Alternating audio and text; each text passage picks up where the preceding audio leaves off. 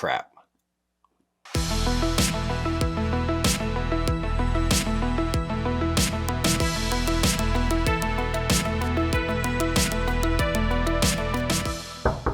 Knock, knock. Who's there? Lionsgate Limited. Lionsgate Limited? Who? Lionsgate Limited, who gave us probably the worst packaging in 2025. Let's talk about it. So, like almost none of you out there, I was really stoked for Knock Knock to get announced on 4K. Why? Ana de Armas. And like probably her first American role. Like this is the movie that put her on the map. But Lionsgate Limited put out Knock Knock on 4K. We're gonna get to this packaging later. I gotta turn it because if I turn it, it's so thin it almost goes invisible. It's so thin and flimsy and feels cheap. But I've been a fan of Knock Knock for a while. DVD, Blu-ray, and now we got the 4K. So is it a substantial upgrade for Knock Knock? And I'll be honest with you, Knock Knock is not that good of a movie. It's really not. Why did I get it on 4K? Ana de Armas. It's the only reason to get it on 4K. But I'll give Lionsgate this presentation, this release. I'll say this release, not this presentation, because the presentation sucks. But the release of this is actually kind of dope. And we're going to get into, I'm going to show you side by sides. And I'm going to kind of show you what they fixed and stuff I didn't really notice as much before. And why that's not so much the fault of the format as much as it is how the film was made. So let's get into it. First off, let's just start with it. Let's start with the packaging. Now, this came, I don't know if you can see it. This came like fucked up already, you know? And I talked to a lot of people. This is my very first Lionsgate Limited order. You can only get this on Lionsgate Limited's website. So I got this and I got High Tension. So my first order from them. Probably the dopest packaging steelbook thing. I don't know if you can really see the lenticular of this. Super dope. I got these together and a friend of mine, Q, the movie collector, was like, bro, Lionsgate Limited, they packed the shit out of it. You don't got nothing to worry about. And he was right. But in that packaging, this got smushed. Why? Because this is paper thin, cheap shit. Sorry, I'm going to bash this shit out of the packaging. What's crazy is the artwork is really good. I'm going to nitpick the artwork too, in a way. But let's get into this. So it's you got this slipcover with this digipack. I hate digipacks. Do y'all remember the Criterion 4K release of Trainspotting? Yeah, you remember that? I know so many people who didn't buy that movie. I didn't buy that movie yet because of that packaging.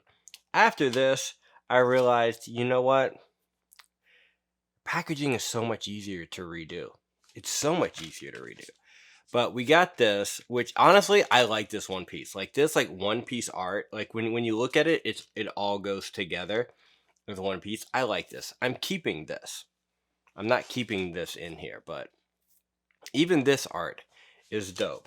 But you go through all this and you put the same art on the back of the slipcover as you do here. You don't even change that up. It's just when you get it and you feel it and you see how thin it is, you realize how cheap it is. And it doesn't look good on the shelf. It's longer than a normal release. I'll show pictures of like how it looks on the shelf. Like it sticks out. It's really thin. And I know there's actually, I'm not even going to say I know there's everyone I've talked to who has bought this, who has spent money on this, hates this packaging. Absolutely hate it. I've only seen one person who had anything nice to say, but they got it for free. So it's kind of like an obligation. But this packaging is just, nobody likes this. Does anybody at Lionsgate actually collect physical media for like longer than 5 years? I'm telling you, this stuff does not last. As somebody who collects CDs, this is what it is. It's this. You remember these kind of style CDs? They don't look good on with the rest of them. They kind of fold in and they look weird. This over time is not going to age well. It is going to get beat up on your shelf. This shit got beat up in packaging. Now, I love slipcovers. Slipcovers are kind of my thing, and I get it. You get a slip that's fucked up, you return that shit. A lot of people do. Or, you're at the store and you see a slip cover and you're like, oh, it's a little damaged. You don't buy it. You wait for the pristine one. This sitting on your shelf is not going to get any better. Over time, it's just going to just bend. It's not ever going to stay straight. It's going to bend over time. I don't like this style packaging. I also don't like that it didn't come with the Blu-ray. You cheap bastards. It does come with the 4K, and the 4K is on a 100 gigabyte disc. Not praising it for it being on a 100 gigabyte disc just for that. Like, it's just everything's on one disc. You got a ton of great special features. I lost the little J card. I think it fell out somewhere. Not J card, but the little back with all the info on it. So you do get on this a 100 gigabyte disc, Dolby Vision, HDR, all that normal stuff. But you get this this 30-minute retrospective, which is actually really cool. And they brought almost everybody back. And you know it's new because Ana de Armas and Keanu Reeves look how they do now. And they even talk about how they just did Ballerina together. So you know it's like a newly put together documentary of them making the film, which is really good. It's probably one of the standout special features of this disc. And I don't want to bash on Lionsgate Limited. I really don't. Because here's the thing. They are taking risk and being creative with packaging. Did y'all see that American Psycho thing that they did where it comes out and it's like the CD? Not really for me, that style packaging. I think it's creative and I respect the shit out of them for doing something like that. But honestly, I think where they thrive are their steelbooks with the slips. I think this is where they strive, and I think they should have did this with this because here's the thing: they try to give you a hint. So this inside art is like a door with the peephole. What they should have did, in my opinion, was give us a steelbook with this art on the front and this art on the back or something, and have this be the front. Put knock knock with the peephole, and as you lift it, it's like the door showing you the peephole.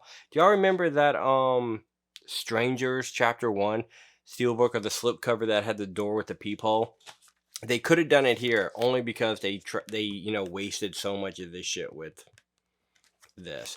Or had him, because this is basically the same picture, had it where he's normal and then you lift it and he's tied up. You could have done so many options. And I'm saying that because of what they do with Kill Bill and Basic Instinct and all that, where, as you reveal the slipcover, it reveals something else. They could have done that. And I guess that's kind of what they're going for here, but I don't know. My only other thing is this particular picture. Probably the best picture on the thing, but you can just find this on Google in 5 seconds. Lionsgate Limited didn't dig deep or anything for not newly, what's the word I'm looking for? They didn't have any other press or behind the scenes or any other set photos, just this, which is one of the only pictures you can find Googling it. But I like the picture. I do like the picture. I just don't like the packaging because over time, this is going to get beat up and it's going to look like crap. And it's just not the most appealing thing to look at. So let's fix that. Bibbidi boppity boop. This is what they should have done. So I redid the packaging. I probably getting rid of this crap. And this is what I did. I actually recreated this insert, put the 4K down here. Even put the special features, the new special features off the old card. Even put the barcode. So if I scan this, it'll show up in my app as the 4K. But made this box with their artwork. Just made it more of like a box set kind of thing. And I don't know, to me, this is a lot more what I want, and it will look sturdier and better on my shelf with my collection, because that thing is cheap as fuck. Did I break it? I'm not married on this artwork or anything, but I dig it. I feel like this is how it could be, and I put all the cases in here too. So I got a 3-disc case, so I got the 4K, the Blu-ray, and the DVD all in one case. Backup redundancy, you know. So let's see how it looks. Now, is this an upgrade? Yes. Is it noticeable off the bat? Absolutely not. Here's the thing. And I didn't even notice it. So I've been watching it. When did this film come out? 2015, I think. So it's 10 years. I've been watching it since, because I think it premiered on Netflix. So this movie was shot on a Canon 1DC. I think that's the name of it, a 1DC, which is basically a DSLR camera, which is one of the reasons I fell in love with the movie. So this movie, to me, is genius. The concept is genius.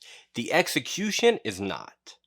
But the concept, to me personally, and why I'm attached to it, is I think it's one of the scariest things that could ever happen to a guy.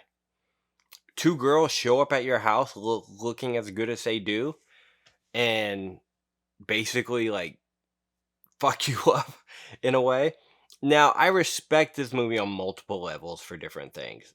I respect the premise. I don't think they landed it. The ending sucks. The second half of this movie tanks. But I respect Eli for trying to do something different. He talks about this in the documentary too, are the new special features, where he wanted to make a thriller with just one drop of blood, because he did, Cabin Fever, he did Hostel 1, Hostel 2. He wanted to do something that was horror but with no blood. And I feel like that's where this movie fails. Is it should have had more of that violence. One dude fucking dies because they take his inhaler away from him.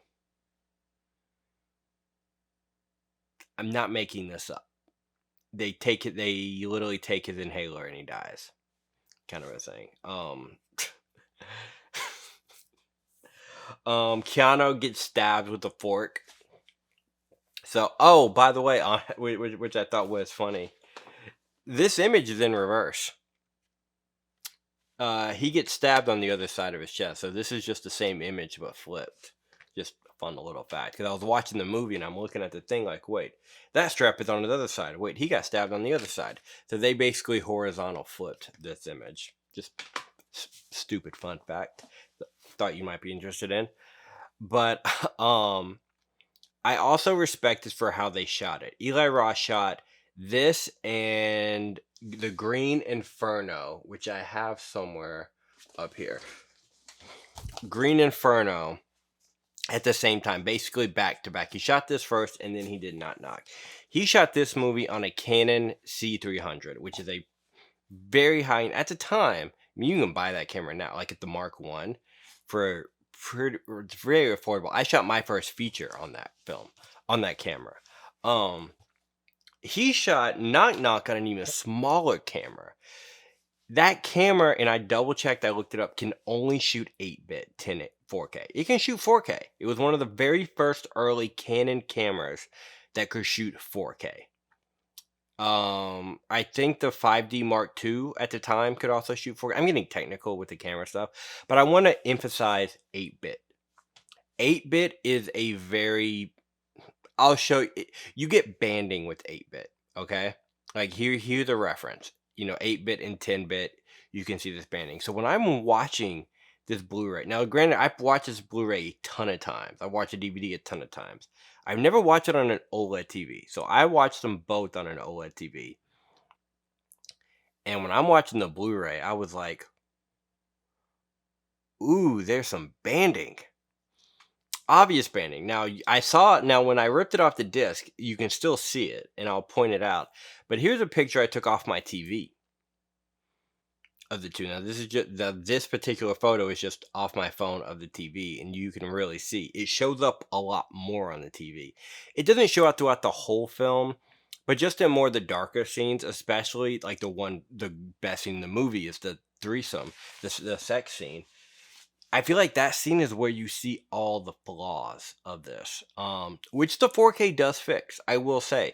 So it's not a, I don't even know how to put this because it was shot on digital, like older digital too. So it's not like a new restoration. It's not a, because it wasn't shot on 35 millimeter film.